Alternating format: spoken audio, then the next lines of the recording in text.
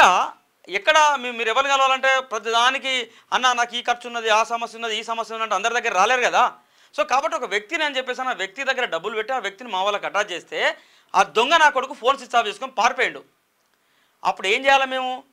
So ఇక్కడ అక్కడ కింద మీద తిప్పలబడి మొత్తంగా కౌంటింగ్ అంతా కూడా గట్టెక్కించిన తర్వాత ఈ విధవ దగ్గర వేణం, అరే హౌలే 40 లక్షల రూపాయలు ఇచ్చినాం, నీ 40 లక్షల రూపాయల సంగతి ఏంద్రా బోషుడికి అని అడిగితే, అన్నా నేను ఈడ ఖర్చు పెట్టినా ఆడ ఖర్చు పెట్టినా, నాకు ఈ కౌన్సిలర్ కోసం ఖర్చు పెట్టినా ఆ కౌన్సిలర్కి ఇన్ని డబ్బులు ఇచ్చినా నా దగ్గర డబ్బులు లేవు, ఇక 2.5 లక్షల రూపాయలు నా దగ్గర మిగిలి ఉన్నాయన్నా 2.5 లక్షల రూపాయలు మాకు ఇచ్చిండు.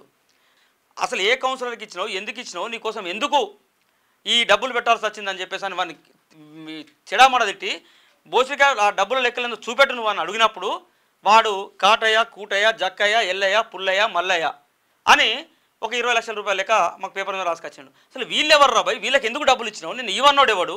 సో మరి వాళ్ళని పిలిపిస్తాం, వాళ్ళు ఎవరో వాళ్ళు ఇవ్వకపోతే వాళ్ళకి నువ్వెందుకు డబ్బులు ఇచ్చినావు, మీరు నీకు ఇవన్నోడు ఎవడు అని చెప్పేసి అని అడిగినప్పుడు వాడు రేపు పొద్దున మీ దగ్గర తీసుకొచ్చి వాళ్ళని ప్రజెంటేషన్ చేపిస్తాను నేను. సో పోలింగ్ రోజు పోలింగ్ బూతుల దగ్గర ఖర్చుల కోసం పలానా కౌన్సిలర్లు అడిగితే డబ్బులు ఇచ్చినాను నేను అని చెప్పిండు. మేము ఆ కౌన్సిలర్ల దగ్గరికి వెళ్ళి అరే భయ్ మీరు ఎందుకు డబ్బులు తీసుకున్నారు వాళ్ళ దగ్గర, మీకు ఈ డబ్బులకు ఏం సంబంధం అని మేము అడిగినప్పుడు మాకు ఎవడు కలవలేదన్నా, మేము ఎక్కడ ఒక రూపాయి తీసుకోలేదన్న కౌన్సిలర్ చెప్తే, మరి లిస్ట్ ఇచ్చిన రా పలానా శంకర్రావు అన్నట్టు ఈ లిస్ట్ ఇచ్చిండు మీ పేరు రాసి ఏంట్రా బాబు అన్నట్టు అన్న మాకు సంబంధం లేదని ఆ 10 మంది కౌన్సిలర్లు కౌంటింగ్ తర్వాత పోలీస్ స్టేషన్లో అధికారికంగా ఫిర్యాదు ఇవ్వడం జరిగింది. ఫిర్యాదు ఇచ్చిన తర్వాత వారిని పోలీస్ స్టేషన్కి తీసుకొచ్చారు. మరి పోలీస్ స్టేషన్ తీసుకొచ్చినాక అసలు డబ్బులు ఎక్కడి, దాని వ్యవహారం ఏంది, నీకు ఎందుకోసం డబ్బులు ఇచ్చినావు, నువ్వేమైనా డబ్బులు ఇచ్చినావు, ఆ లెక్కలు చెప్పమని అడగరా రాబాయ్? పోలీస్ స్టేషన్లో కూర్చొని లెక్కలు అడిగితే సెటిల్మెంట్ చేసినట్ట, వాని ఇంటికి వెళ్ళి తన్ని వాని గుద్ది వాని వేసుకొని కిడ్నాప్ చేసుకొని పోతున్నావు సంసార పని చేసినట్టు. కానీ బాజాప్తుగా వీడు ఇల్లీగల్గా తప్పు చేసిండు, మా డబ్బులు తీసుకున్నాడు, మరి వీళ్ళు లెక్కలు చెప్పట్లేదు, మాకు డబ్బులు మమ్మల్ని మోసం చేసిందని మేము బాజాప్తుగా పోలీస్ స్టేషన్లో దరఖాస్తు ఇచ్చి పోలీసుల ద్వారా వాడిని పట్టుకొచ్చి పోలీస్ స్టేషన్లో కూర్చున్నట్టు లెక్కలు అడిగితేనేమో తీన్మార్ మళ్ళీ సెటిల్మెంట్ చేసిండు. ఏం బొంగుల బొచ్చుల సెటిల్మెంట్ మీకు చెప్పి చేస్తామరా సెటిల్మెంట్ చేస్తే? ఈసోంటి బాడకాలం సెటిల్మెంట్గా తోలు తిత్తాం ఒక్కొక్క నా కొడుకులారా.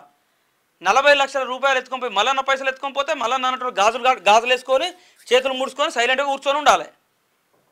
ఎలికట్ట శంకర్రావు గారి గురించి తర్వాత ఎంక్వైరీ చేస్తే అక్కడ ఉన్నటువంటి అన్ని ప్రధాన పార్టీల నాయకులను బ్లాక్మెయిల్ చేసి బెదిరింపులకు గురి చేసి వాడు లక్షల రూపాయలు వసూలు చేస్తున్నట్టుగా ఆంధ్ర లబోదిబో గవర్నకి ఎట్లా ఇచ్చిరన్నా మీరు డబ్బులు అని మొత్తుకుంటా ఉన్నారు. సో ఈ క్రమంలో మేము మాకు రికవరీ కావాల్సినటువంటి 40 లక్షల రూపాయల కోసం మేము వాని మీద ఫిర్యాదు ఇచ్చినాం. పోలీస్ స్టేషన్ వేనాం, పోలీసు వాళ్ళు పిలిపించి మాట్లాడుతూ ఉన్నారు. వాడు 2 రోజుల సమయం అడిగిండు. 2 రోజుల లోపల మీ డబ్బులన్నా మీకు రికవరీ చేస్తా అని చెప్పిండు. లేదు అని అంటే నేను ఎవరెవరికి డబ్బులు ఇచ్చినో వాళ్ళ పేర్లన్నా మీకు చెప్తానన్నాడు. సో కాబట్టి ఇక ఇందులో సెటిల్మెంట్ చేసిర్రు, దందా చేసిర్రు, ఏం కనబడదురా మీకు యూజ్లెస్ ఫెలో? ఏమవుతానవరా నువ్వు? తీర్మార్ మళ్ళా బ్లాక్మెయిల్ చేసిండా, సెటిల్మెంట్ చేసిండా? ఏం బ్లాక్మెయిల్ రాదే?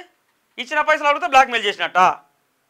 అవులే ఎన్నికలలో పోటీ చేసేటువంటి ప్రతి అభ్యర్థి ఎవరు రాబాయి నాకు అర్థం కాదు. ఇప్పుడు ఎన్నికల్లో పోటీ చేసినప్పుడు నువ్వు లాస్ట్ టైం కౌంటింగ్ సెంటర్లో నువ్వు కౌంటింగ్ ఏజెంట్కి వచ్చినావు కదా, నీకు బువ్వ ఎవడు పెట్టినరా బోసుడికే? నీకు పండుకోవడానికి చెద్దరు ఎవరు ఇచ్చినరా? బువ్వ పెట్టలే మేము. వాళ్ళని బువ్వ పెట్టద్దు, వాళ్ళకి చెద్దరు ఇవ్వద్దు, వాళ్ళకి ఫంక్షన్ హాల్ బుక్ చేయొద్దు, వాళ్ళని తీసుకుపోవద్దు, తీసుకురావద్దు. ఒక పూటకు 1000 మంది ఖర్చు పెట్టాలంటే 4 రోజుల పాటు ఎన్ని లక్షల రూపాయలు ఖర్చు అవుతాయి? తీసుకపోయినప్పుడు 4 వెహికల్ పోవాలి, 4 వెహికల్ రావాలి ఫంక్షన్ హాల్ నుంచి. ప్లస్ కొంతమంది ఎమ్మెల్యేలు కొంతమంది ముఖ్య నాయకులు వస్తే వాళ్ళకి హోటల్ రూమ్స్ బుక్ చేయడానికి పెట్టాము. మరి డబ్బులు అది అభ్యర్థి పెట్టకపోతే ఎవరు పెడతాడు? నీలాంటోడు, నాలాంటోడు, మనలాంటోడు మనిషికో 10 ఉంటే జమ చేసి తీసుకొచ్చా కౌంటింగ్ సెంటర్ 40 లక్షల రూపాయలు పోసినామంట వాని దగ్గర. పోతే ఈ లుచ్చనా కొడుకు పైసలు పట్టుకొని ఉడాయించిండు. వీని భార్య టీచర్ అట, ప్రభుత్వ ఉపాధ్యాయురాలట. ఆమెను కూడా నీకు కోపడ్డ పోలీస్ స్టేషన్లో. అమ్మ నీకన్నా బుద్ధి లేదా? వాడు అవులగాడు అయిపోయిండు, నీ బుద్ధి ఎక్కడ పోయింది? నువ్వు పంతులమ్మవు కదా, చెప్పాలి కదా వీనికి. మంది డబ్బులు మనం తీసుకోవద్దు, అట్లా కాదు, ఇది ఎన్నికల సమయం. మల్లన్న లాంటి వాడు నీతిగా నిజాయితీగా ప్రజల కోసం పోరాడుతూ ఉన్నాడు, మరి అటువంటి డబ్బులు ఎట్లా తీసుకుంటాను నువ్వన్నా చెప్పాలి కదమ్మా అని ఆయన భార్యను కూడా ఒప్పడ్డాం. నేను కూడా బాధ్యతతో పోలీస్ స్టేషన్ పోయినా, వారం రోజులుగా వారి ఇంటి చుట్టూ తిరిగినా. అరే భయ్ లొల్లొద్దురా, పంచాయతొద్దు, మా డబ్బులు మాకు ఇస్తే పోతాం రా భయ్ అని అడిగినాం. పైసలు అడుగుతూ ఇవ్వట్లేదు వాడు, లెక్కలు చెప్పాలంటే చెప్పట్లేదు. బాధ్యతతో పోలీసులో ఫిర్యాదు చేసినాం. పోలీసులో ఫిర్యాదు చేస్తే సెటిల్మెంటా?